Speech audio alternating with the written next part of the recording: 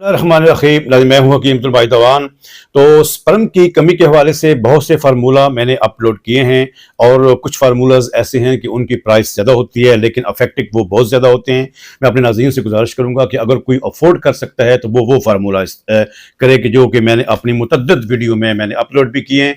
आप मुझसे बराह रास्त जो है वो मंगवा भी सकते हैं। लेकिन ये नुस्खा जो स्पर्म के हवाले से है इसके भी बड़े अच्छे रिजल्ट हैं, लेकिन ये कम कीमत है। लेकिन फ़वाइद ना इस्तेमाल करने से ये बेहतर है और कुछ दिन तक अगर आप इसको इस्तेमाल करते हैं तो इसके भी रिजल्ट बेहतर जो है वो हमारी प्रैक्टिस में आए हैं। 3 चीज़ें हैं सिर्फ इसमें। सालब मिस्री है वो आपने लेनी है, तुख्मे सुलंगी आपने लेना है और उसके बाद जिया पोतो आपने लेना है। ये 3 चीज़ें जो हैं वो सिर्फ इसके अंदर हैं।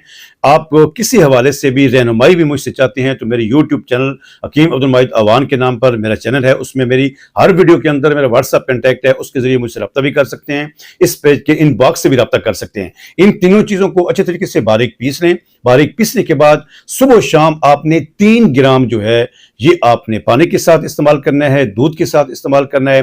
बेहतर है कि आप केले के मिल्क शेक के साथ इस्तेमाल करें और उसमें आप 3-4 खजूरें भी डाल लें, ज़्यादा फ़ायदा होगा।